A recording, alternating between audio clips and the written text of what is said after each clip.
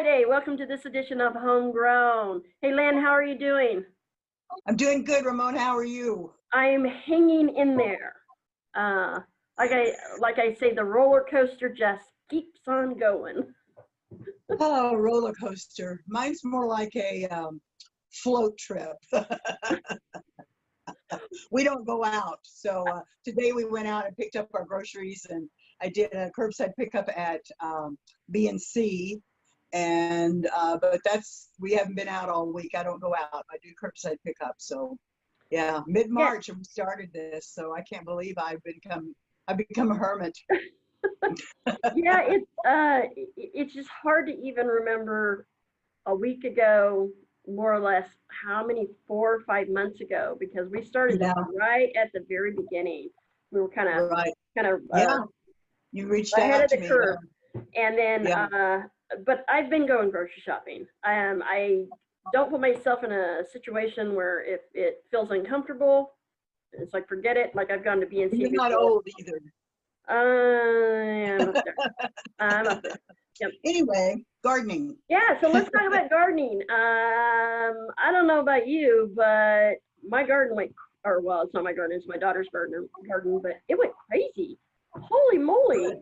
Yeah, you look like a jungle out there. Yeah, she had a little issue with her tomatoes. I think that she had a watering issue, so she lost a few plants. But pumpkins, you saw the pictures, man, they just like, and we've never, Yeah. I mean, we've gotten pumpkins like that big before. So to Well, get a pumpkin, congratulations. um, I think she planted them too early because we normally would plant pumpkins to have them for Halloween. They'll keep. Well, if the dog doesn't eat them first, Well, that's true. but yeah, I go over on Sundays and help her with whatever she needs done, whether it's gardening stuff or we've been moving concrete for 2 weeks. So, Uh, we're done. that's no fun. I said, you got about 2 hours and that's it. Because after 2 hours, I'm like, I can't pick up anything else. Then you are old. But what about you? How's the garden going? Good, good, good. The rats are after my watermelon, and I'm finally just said to them last night, all right, you win. You can have them. I'm tired of fighting you.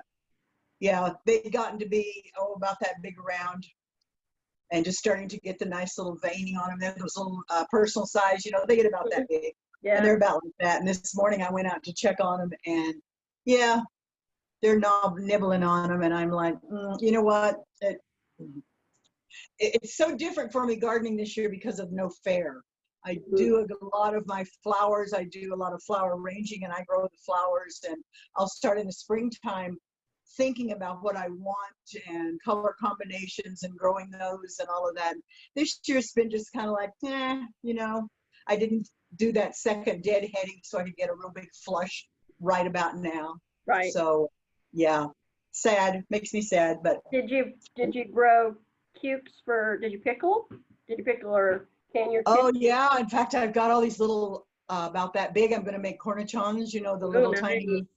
I love those little pickles, and this one vine is going absolutely crazy, and Nice. I'm going to go pick them tonight, and they're all just about like that. I think That's I got perfect like size. 2 dozen. Yeah, so I'll make some tiny jars of them. Nice. Yeah, so I mean, it's too damn hot to get out there and work in the garden, so It is. Watering is a real issue right now. You're Yeah. really going to have to amp it up because it's just so hot, and it's hot at night too, and that really they soak it up. Yeah, I'm very much looking forward to the fall. I'm for you, summer. Or whole 2 weeks of it or something. I'm done. My girlfriend in Grapevine, Texas was talking about, I wish we'd have one of our summer rainstorms. And I'm like, rain? About this time of the year, I'm like, rain. What is Refresh that? my memory. Let's go out there with the hose. And Yeah. what are we going to talk about today? What's your big topic? My big questions. A lot of talk about blossom end rot. People showing pictures on. I'm so bored with talking about it because how many pictures have we seen of people saying, what's wrong with my tomatoes? And I'm like, oh my goodness, don't you read? Yeah. Remember I made that comment like in the or one of our very first episodes about, to me, Romas were the hardest tomato to grow because of the blossom end rot. Yeah, I mean, every other tomato I've ever grown, it's obviously never been an issue. But it's every time we grow, it's the elongated shape. Mhm. So Roma tomatoes and peppers can also get it. Yes, yes.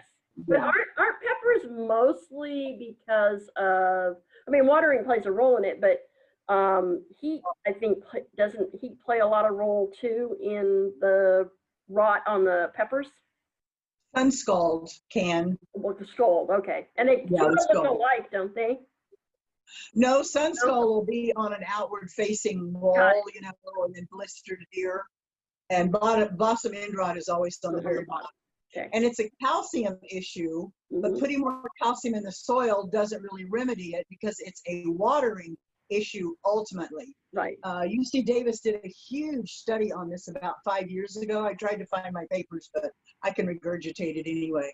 And it usually happens at the beginning of our growing season when we don't have the watering just right. And you're either overwatering and flushing the calcium out or not watering enough so the calcium can't be uptook. Anyway, yeah. So it's something to do with that, you know, I call it the push me pull you of the system as it's going up and down in its little vascular system. Right, and it's frustrating because by the time it does show up, you can't correct it. It's like, so what do you do? Yeah. Yeah, and then subsequent tomatoes or peppers will not have it more than likely. So, you know, and you can eat them. I mean, you can just cut that bottom part off and eat them. There's nothing wrong with it. Yeah, I mean, if we get them big enough, we can use them for canning because we just cut the bottom off. But finally, it's like, you know what? I'm done. I'm done because first of all, you got to plant a hell of a lot of them if you want to can with them. to you know, it's not worth it to can 2 or 3 jars.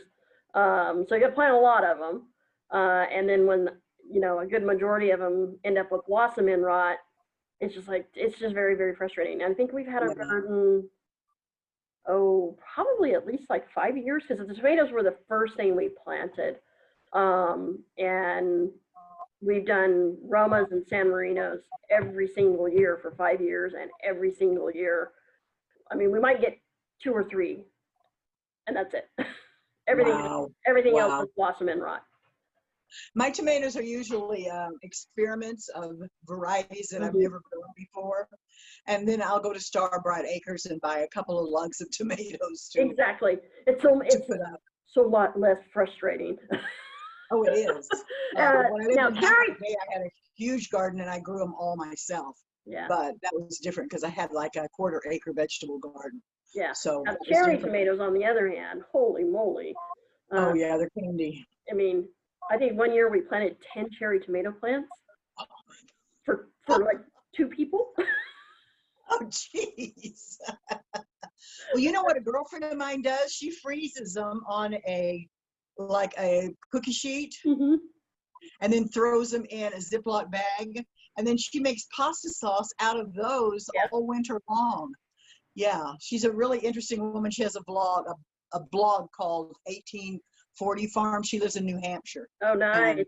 Yeah, I mean, luckily you can. Luckily tomatoes you can freeze. So but we would grow different varieties. So that you get those beautiful colors in your salads and I love them. That doesn't always work the best for sauce. You get all these different, you know, because some of them are real bitter. I've also had a lot of people talking about diseases this time of the year. You know, your garden's pretty worn out, just like we're so over summer. You can imagine, you know, optimum growing season for tomatoes, or growing temperature, excuse me, for tomatoes is 75 to 85 degrees. So if they're just hanging in there, mine are all hanging in there, turning a little bit on the shoulders, but not really. My July the 4th I got 2 tomatoes out of it already, but they're just going to hang there until this temperature cools off, and Lord Right. knows when it's going to be. Yeah. Yeah. But people talking about powdery mildew, that's that white powdery stuff. You can almost expect to get that on your squash right now because the heat just does it. But you can treat it with baking soda, a tablespoon of baking soda in a gallon of water with a little squirt of soap, and spray that on there, and that will neutralize it. Nice, nice. And I think a lot of people associate mildew with just moisture. And what I'm hearing is the mildew on squash is from the heat. Is that what you Yes. just? Okay, I can't comprehend that one. I know it is a heat cause. Is And it another re- thing that Is it really a mildew, or is it just something that that's the phrase. That's just the it resembles a botanical name. mildew? Yeah, it is a form of mildew, but it's not like a mildew from a dark, damp Right. location. Yeah, it's you know, that's interesting. You ask me those questions and I don't know the answer. So what am I Well, going to because do? I don't know the answer. I don't either. I'll get back to you But it's on like, that. you know, if you're thinking like somebody who doesn't really garden. I mean, I certainly don't garden enough to know a lot of stuff. You know, when you hear these terms and you associate them with something else, you know, like mildew, you're thinking dark, damp, water, Right. and so then you're going to say, oh, well, that's why my plant's getting that. And obviously, this is not the case. So I'll get back to you on that. Okay. I'll get you an answer soon. Something else that is exacerbated by hot, dry, dusty conditions is spider mites. Oh, yeah. And that's that little, you'll start noticing the leaf is starting not to look so green. In fact, if you turn it under on the bottom side of the leaf, you might see a little webbing or something that just doesn't look right. That's spider mites. And there was another study done at UC Davis on spider mites, and I was a part of it, that they discovered that if you kept it moist, if you watered this, green beans are really big to get spider mites this time of the year because it's dry and dusty, you know, all the way up the pole. And so you just start watering it and it makes it go away. Water the whole plant. Doing just the opposite of what you should be doing with everything else, because you really Yes. don't want to get water on your leaves for a lot of other stuff, correct? Right. They say not to, but then I water every evening. I'm so sick of it right now. I didn't the other evening and regretted it the next day. But I had a little hissy fit and said I wasn't going to go out there and drag that dang hose around anymore. But anyway, if I grew up in Arkansas and it rains almost every day there, and my tomatoes were huge and gorgeous, and my pumpkins were huge and gorgeous. So I'm like, oh, wait a minute, it's so darn dry here. Our humidity hovers around 30%. And humidity in Arkansas was 90%. But we never had any diseases or anything. So I'm like, that's kind of crazy. And a girlfriend of mine swears by overhead watering. She got a drip system put in this year in her vegetable garden, has had the worst vegetable garden she's ever had. So who knows? I mean, Yeah, it's just because you're right. If you get that watering right at the right time, it does create like this humidity barrier within your own. I mean, I guess it depends on if the wind's blowing through and stuff like that. But I have experienced that where, you know, after you water, if you water like that, like, hey, I'm just spraying everything, then it does feel a bit more humid. It is. I have a relationship with a little hummingbird that sits and waits for me to water the tomatoes all over, and it's dripping off of the cages.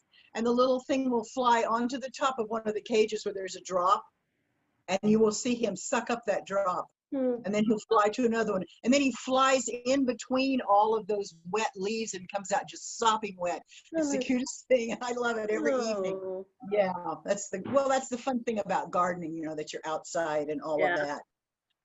Another problem that people have is webworms. People are talking about how some of their trees are starting to get these webworms. And, you know, what can they do about it? And really not much if you have a huge tree and it's, you know, 20 feet off the ground, you can't spray it for red worms. You can try to cut some of them out, but you know, it's just one of the things that happens this time of the year, you know? Yeah. So I know a lot of people are also talking about not having any pollinators. And different parts of the country, when the ag business is so huge, I know in Half Moon Bay we had no pollinators, and that was because of the ag business over there, just spraying their nasty chemicals, and they have to hand pollinate. But I think now's a good time to kind of evaluate your garden and see what was growing and what didn't grow and what you could do to attract more pollinators. Right, right. And I think that's really, really important. I don't think a lot of people understand the relationship between flowers and vegetable gardening and how important that they need to be kind of interwoven with each other to supply those pollinators. Yeah, absolutely. Yeah. The whole front of Jen's place is we plant wildflowers all out there in the front. And then we're very fortunate the neighbors have a small beehive. So the nice bees come over. But yeah, not everybody's that lucky. Yeah, I wanted to turn the people onto some sources that I use to get pollinators. And the main one that I like is it's from Pollinator Partnerships. My printer, the color ink just about pooped out on me, so this isn't the real color of it. But if you look up Pollinator Partnerships, go online, you can print out this 24-page booklet that is directly for your zip code. We are the Sierrian Steppe. You can see that right there. Mm-hmm. We are the Sierrian Steppe, and it goes from the bottom of Oregon down through the mountains, through the Sierra Mountains. Oh, nice. And it will tell you bloom periods. It will tell you all about who the pollinators are. And it will also tell you what particular things they like. I mean, like butterflies like to land on flat things because they taste through their feet, and which I found that so interesting. Hummingbirds like tubular things because of their long tongue. Okay, and bees like to be able to get into things. So whatever you grow is going to attract a certain kind of pollinator. So there's bloom periods, and then it will tell you plants that attract pollinators, which I find very interesting.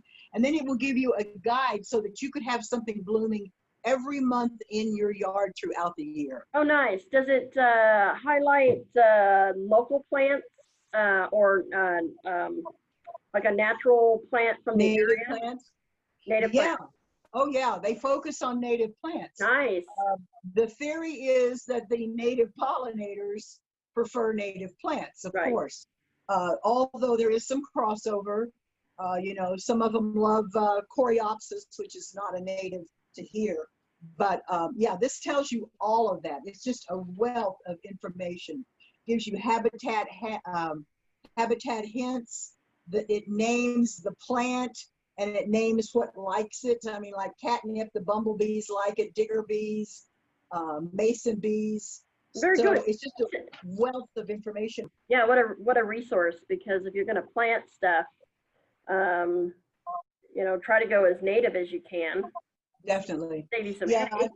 A lot of people, I was on a discussion the other day. I belong to Northern California Gardeners is a good one. And then Nevada County Backyard Gardeners is another really good one. But this was on a Northern California gardener website. And they were talking about the butterfly bush. Everybody loves the butterfly bush. Well, it's not a native, it's invasive, and it shouldn't even be planted because it can take over. It's hard to control.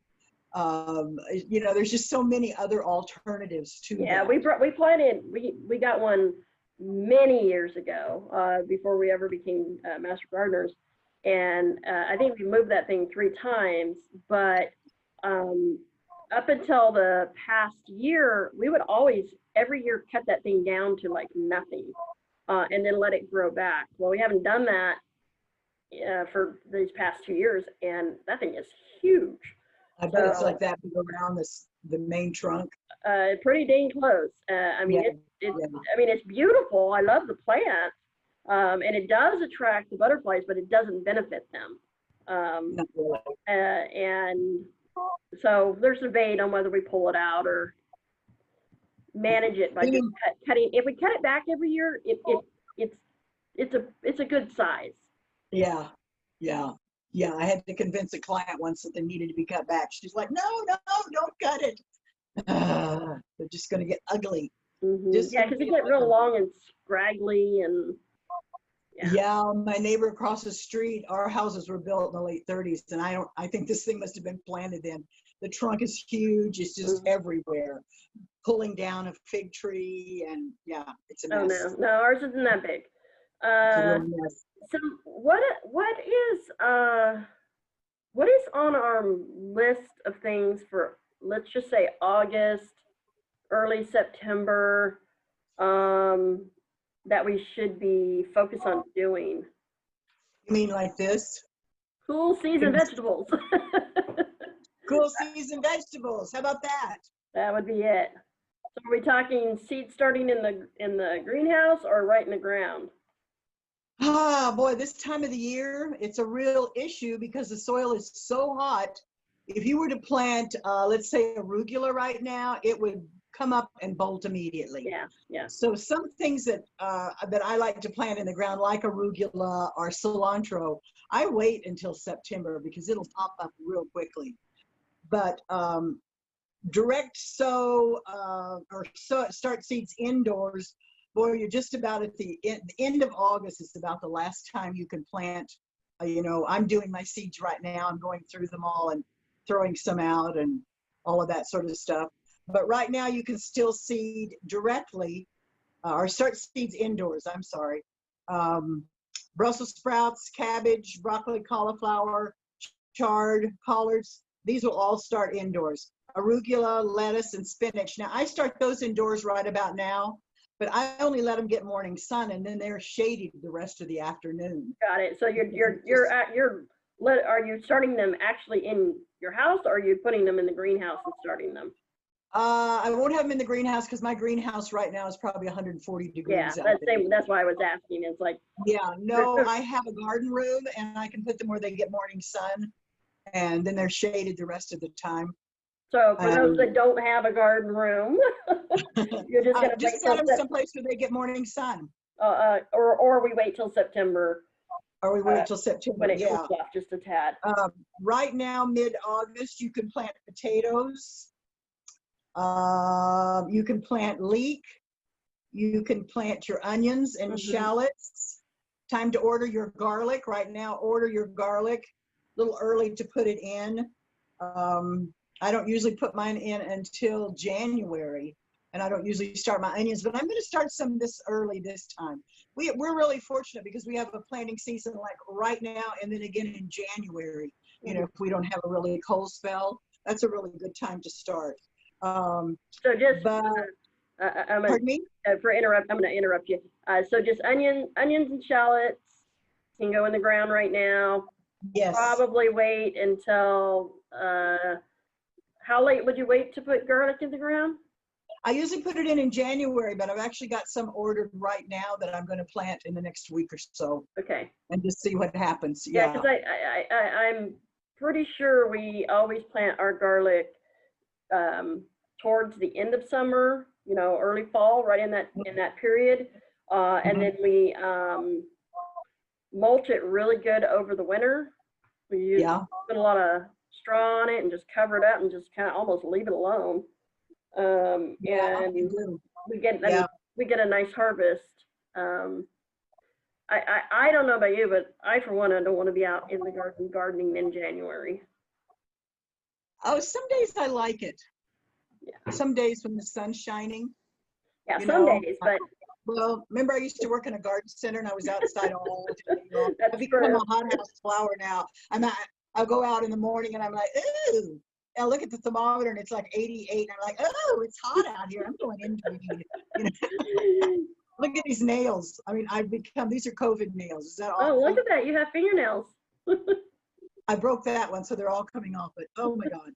Okay, so back sorry to for business. interrupting.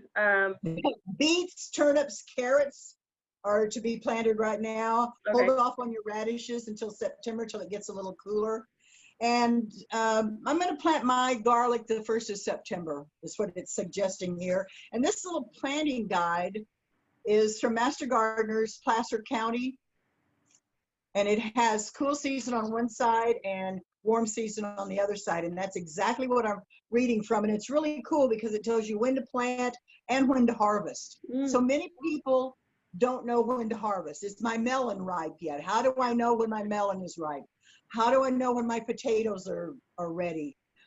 This is really going to be helpful because it tells you on that. And I literally just Googled planting guide zone 7. I mean, the goal is to help people be as successful as we can. They may not be successful on things like Roma tomatoes. Does partial success count? What was that? Okay, and does partial success count? I wouldn't even call what we're doing partial success. No, you got a jungle out in that front yard. Hold off on planting your peas until mid-September. Just too hot out there right now. Hold off on planting fava beans until the 1st of October. They cannot take the heat at all. Let me see where we are here. Yeah. So right now you can plant indoors Brussels sprouts, cabbage, broccoli, chard. Some people are probably listening to me going, well, I can plant whenever I want, whatever I want. Yes, you can. Yes, Good luck. Yes, you can. And let me know how that comes out. You know, I always say if you talk to 10 different gardeners, you're going to get 10 different ideas. Exactly. For those that don't want to plant stuff in their house, so let's say we don't want to do indoor anything, to put stuff like the broccoli and cauliflower, what do you recommend going directly in the ground? Should we wait till the end of August, beginning of September? Should we wait till end of September? I would. So it still needs to be pretty darn warm outside, but it needs to be able to cool off in the evenings. Is that what we're looking for? What? Yeah, I have planted early. I do a lot of experimenting, not always with good results, but at least I've learned what works and what doesn't work for me. And I have planted my broccoli and cabbage and cauliflower and Brussels sprouts outside this time of the year. And I collect umbrellas from the thrift store, and I just put those over where I planted.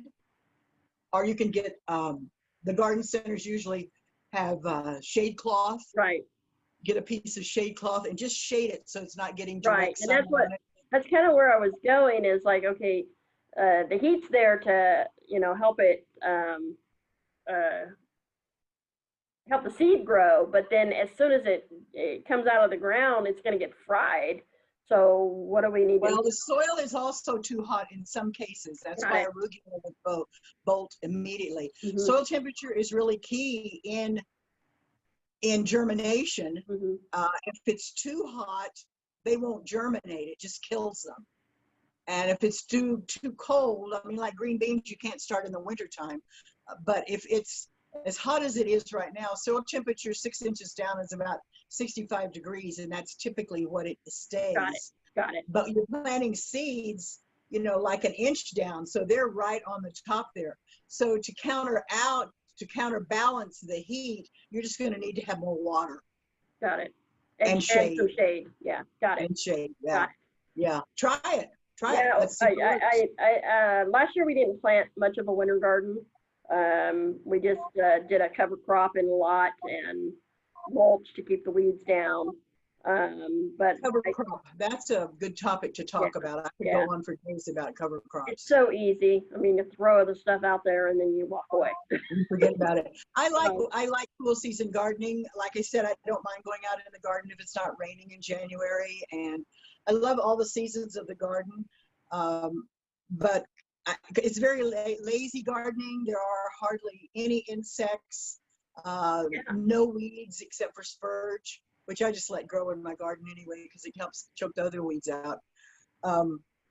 But it's really kind of lazy gardening. Things grow much slower, although my tomatoes I don't think could grow any slower right now. Green beans are going crazy. Oh, we cleaned our vines. We picked almost everything and put a bunch in the freezer. Nice. And we did 2 pickings like that. So I think we got them all. Anything left over, the birds can have it. But oh, I know. I just keep picking mine. My okra is doing really, really well. Yeah, it's a good garden. Good. It's a good garden. Well, you're encouraging me to say, okay, let's at least plant a few things in the winter. Obviously, we do our onions and our garlic. Those are staples in our house. Garden is my favorite. I mean, it's so fun to go out in the snow and grab up a bunch of chard and cook it up. I love that. And chard is just so easy. Yeah. I haven't been able to grow leafy vegetables until this year, I'm hoping, because I had an infestation of leaf miners. And there's not a thing you can do about leaf miners. Leaf miners get in between the membrane of the leaf of the leafy green vegetables, and they look like little worm trails in the leaf. And you can't spray anything on there because nothing penetrates that membrane on that leaf. So for 4 years, I have not been able to grow any green leafy vegetables. So I'm hoping this year I'm good. Yeah. Not even in containers? Are they coming up out of the ground? Are they? A fly larvae. Oh. So it flies all over the place. And, yeah. It's a little yellow and black, almost like a fly, kind of like a cross between a fly and a bee. Yeah. Yeah. Little yellow and black thing. Yeah. Is there something in your neighborhood that's contributing to that? Do you think? It just happens. It just happens. I want to bring to everyone's attention again, because everybody's always talking about, right this time of the season is talking about all the pests and the diseases. IPM UC Davis is the go-to for any of those questions that you have. IPM UC Davis, and you go to the home garden section. Yeah. And it's just amazing. It's a wealth of information. Well, and so is this. Yeah. I never heard of that book or that pamphlet, so I'm looking forward to Pollinator Partnerships. Yeah, they do a lot of really cool things, and I've been a member for a long time of theirs. They're also connected to the Xerces Society in San Francisco. I think they're in Washington, D.C. No? Nope, they're in San Francisco too. Oh, nice. Yeah. Yeah, isn't it so exciting to hear all of the gardening stories that are happening around our community? I mean, we have all the negative stuff happening, but man, the food and the gardening stuff is just so exciting to hear. The amount of gardening stuff that is coming together for this community is just insane. I mean, I'd love to see some kind of big community garden in both Nevada City and Grass Valley. But man, I don't have the energy to get involved with anything like that. But yeah, I think a lot of people don't have the property. A lot of people don't have the, even a half an acre. Well, our community is so diverse because there's those people that have 40 acres, and then there's those people that live in a condominium. Right. But majority of people up here have pretty ample growing areas. Right. Right. But the garden centers have just been inundated with new gardeners. I have so many new clients on my landscapes that contact me through there just to ask the simplest gardening questions. I set up 4 different gardeners for beginning gardeners. Just little me set up 4 gardeners. That's great. Yeah.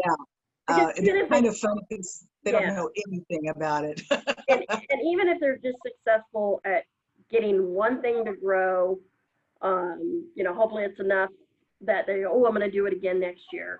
Oh, yeah. And over time, they just get better and better. I mean, it's like our pumpkin story. 5 years later, we can grow pumpkins, you know. A ginormous pumpkin. Well, I wouldn't know that, but I mean, they're pretty good size.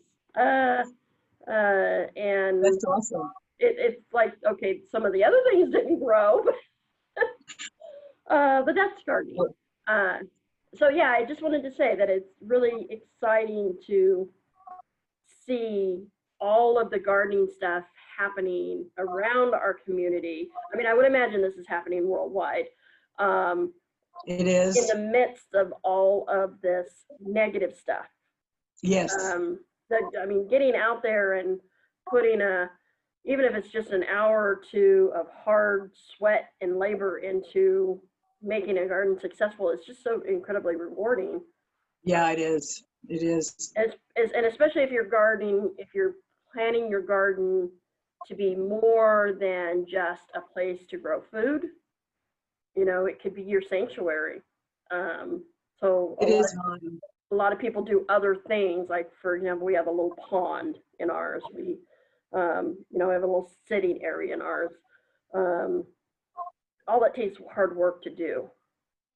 But so rewarding. It is. Yeah, for me, sitting out late in the evening and watching the hummingbirds as they go through the wet leaves and shake and chase each other around, it's a form of meditation for me. It really centers me, and you know, I love just watching it and being a part of it, and the smells, and I just wish the rats didn't enjoy it as much. Yeah, exactly. We all have that problem, but I just thought, how fabulous would it be if there were a community-based garden that could serve that same purpose? I've been in self-isolation since mid-March, and I didn't know if I could do it or not, but here we are, and you know, I'm happy. Yeah, well, like I said, it helps to have something that you can actually do every day. It's kind of like an animal, having a pet. You got to feed them. They need your help. They need your support. Same with the garden. If you got to go out and otherwise you're not going to have a garden. So unless you have little hissy fits like I did yesterday. Well, it's luckily if you're doing it right, you don't have to water your garden every day. But how hot was it yesterday? Like 97 degrees or something? 94, I think. Oh, geez.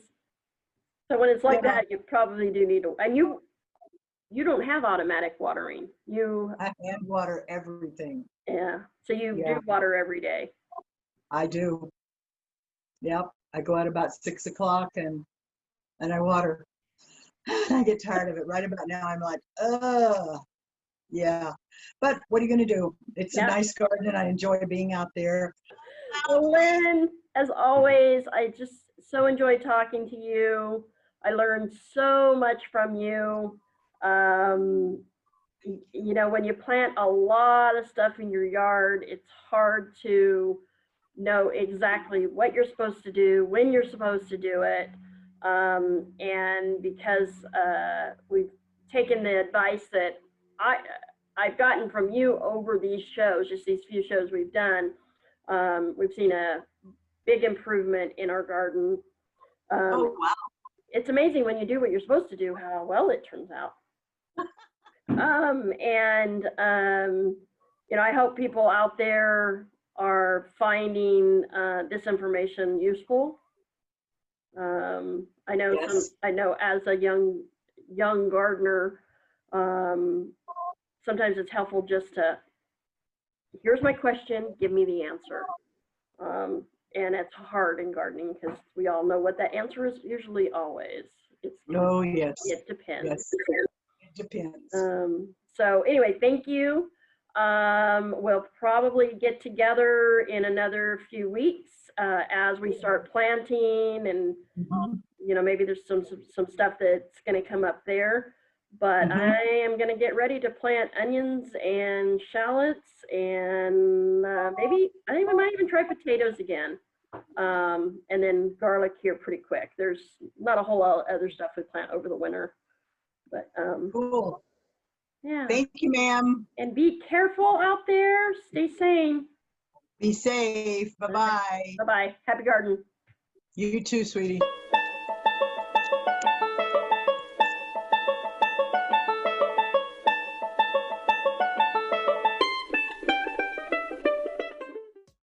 From the foothills of the Sierra Nevada, a new hero will emerge. One who is ready. One who makes sure their friends and family are set. And has the power to go at a moment's notice. This fire season, you're the hero. We are Ready Nevada County.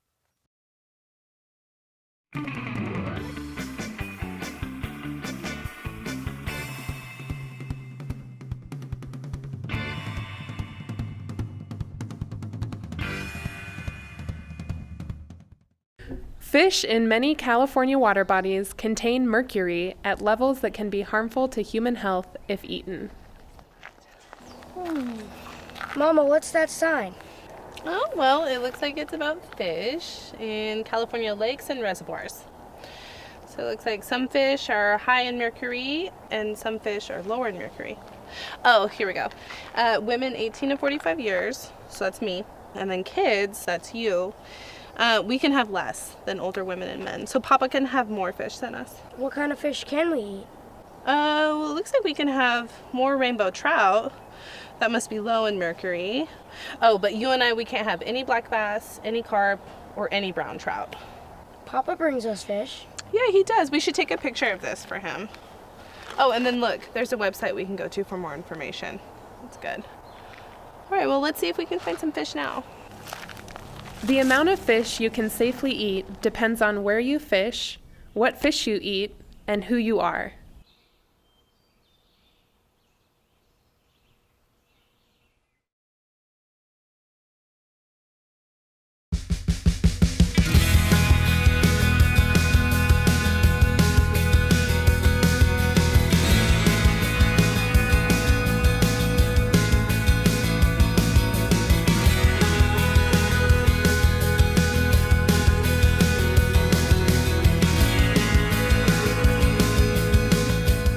Got back from a house down in Penn Valley. They had 2 huge apple trees. We gleaned 286 pounds.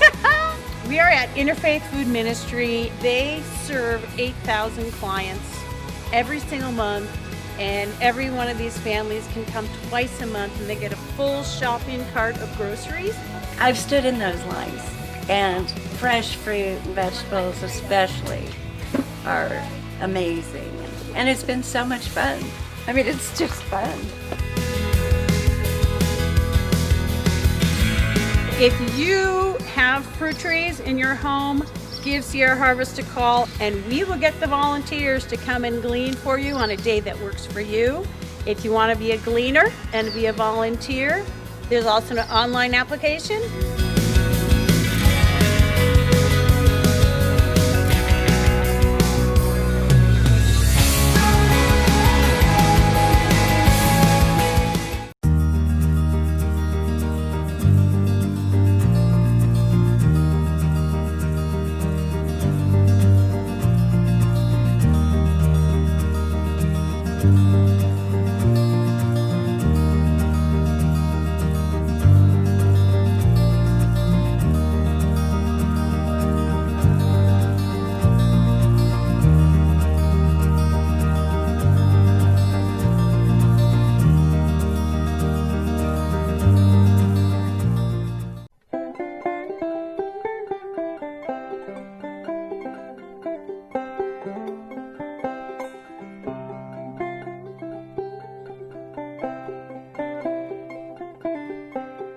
One of our goals as an agency is to bring that awareness that in our community there's still needs out there for firewood, especially in the senior population, and that as together as a community, we can meet that need.